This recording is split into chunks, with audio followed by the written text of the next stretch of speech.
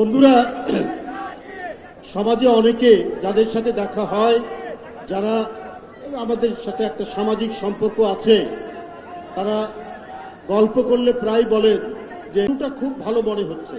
এই 2 মাসে বিএনপির সরকার, জনগণের নির্বাচিত সরকার, প্রধানমন্ত্রী তারেক রহমানের সরকার, শুরুটা আমাদের কাছে খুবই ভালো লাগছে। কারণ যা প্রতিশ্রুতি দিয়েছেন, আপনার কৃষকদের কার্ড, দরিদ্র জনগণের জন্য কার্ড, এরপরে আপনারা দেখেছেন যে যুদ্ধের কারণে আমাদের জ্বালানি তেলের কি সংকট, এই সংকট এখন আছে। এখন কোনো পেট্রোল পাম্পে কিলোমিটারের পর কিলোমিটার লাইন ধরে, কোনো লাইন ধরে না। এরপরে দেখবেন একটা অসময়ের বন্যা হয়েছে সুনামগঞ্জ, মৌলভীবাজার ওইদিকে। এই অসময়ের বন্যায় তিনি সাথে সাথে প্রতিশ্রুতি দিয়েছেন যে আমরা 3 মাসের কৃষকদের যে ক্ষতি হয়েছে, আমরা 3 মাসের সেই ক্ষতিপূরণ আমরা দেব। এটাই তো হলো ব্যবস্থাপনা, এটাই তো হলো দক্ষতা, এটাই তো প্রশাসনকে এবং জনগণকে ঠিক মতো পরিচালনা করার নিদর্শন।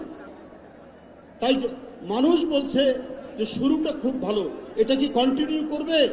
ভাই, যার প্রথমটা শুরু, যার সকালটা ভালো তার সারাদিনটাই ভালো, এটি একটি ইংরেজি প্রবাদ। আমরা বিশ্বাস করি এইভাবেই যাবে। উপস্থিত ভাই ও বোনেরা, আমি 2টি ছোট্ট কথা বলে আমি শেষ করব। এখানে সবাই বলেছেন, যিনি নিজেকে শ্রমিক বলে দাবি করেছেন, শহীদ রাষ্ট্রপতি জিয়াউর রহমান, তার স্ত্রী গণতান্ত্রিক আন্দোলনের এক অভূতপূর্ব আপসীর নেত্রী। তিনি বলেছেন, আমি শ্রমিকের স্ত্রী। আজকের এই বিশাল শ্রমিক সমাবেশে তার জ্যেষ্ঠ পুত্র, আমরা জানি যে অনেক কাজ থাকার পরেও অনেক কাজ তিনি সেখান থেকে না গিয়ে তিনি এখানে এসেছেন। বাবা মায়ের যে উত্তরাধিকার হয়, সঠিক উত্তরাধিকার, শুধু রক্তের উত্তরাধিকার নয়, আদর্শের উত্তরাধিকার তারেক রহমান সেটা নতুন করে প্রমাণ করলেন। বন্ধুরা, আবার এখন 2টি কথা শ্রমিকদেরকে নিয়ে। একটি হলো যে আজ থেকে 130 বছর আগে জার্মানির চ্যান্সেলর বিসমার্ক তিনি মিনিমাম ওয়েজেসের কথা বলেছেন, ন্যূনতম মজুরি তিনি প্রথম বলেছিলেন। এরপর অনেক শ্রমিক আন্দোলন, অনেক অধিকার, অনেক কিছু ঘটে গেছে গোটা পৃথিবীতে, কিন্তু বাংলাদেশে এখনো ন্যাশনাল স্ট্যান্ডার্ড মিনিমাম ওয়েজেস এখনো এটা নির্ণীত হয়নি, এটা এখনো বাস্তবায়ন হয়নি। আজকেই আমি খবরের কাগজে অদ্ভুত ব্যাপার যে শ্রমিকের পুত্র তারেক রহমান তিনি এই বিষয়টা সর্বপ্রথম করবেন।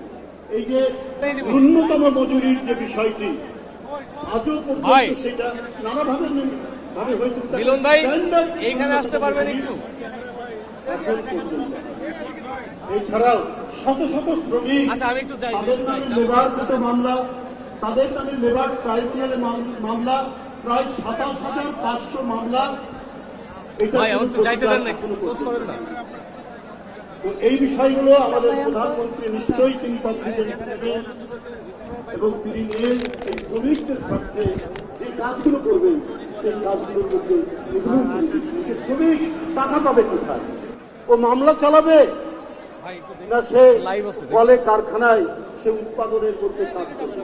আজকের সভ্যতার টাকা শব্দ শ্রমিকদের শ্রমে, শব্দ শ্রমিকদের ঘামে, সমস্ত কিছু শ্রমিকদের রক্তে করা যায় কিনা একটা জাতীয় পলিসি করে এই সুপ্রিমগুলোকে, যাদের অনেক সম্পত্তি আছে, কিন্তু এই সম্পত্তিগুলো কাজে লাগিয়ে আবার সুপ্রিম করলে আমাদের লক্ষ লক্ষ শ্রমিক বাংলাদেশের তাদের সামনে 10 মেগাওয়াট বিদ্যুৎ কেন্দ্র করেছিল, 80 মেগাওয়াট গাজীপুরে। এই সমস্ত খুব পরিকল্পিতভাবে ষড়যন্ত্র করে এই আপনার কি বলে বিদ্যুৎ কেন্দ্রগুলি বন্ধ করে দেওয়া হয়েছিল শেখ হাসিনার আমলে। আত্মীয় স্বজনকে বেশি টাকায় প্রাইভেট কুইক রেন্টাল করার জন্য এই সরকারি বিদ্যুৎ কেন্দ্রগুলো বন্ধ।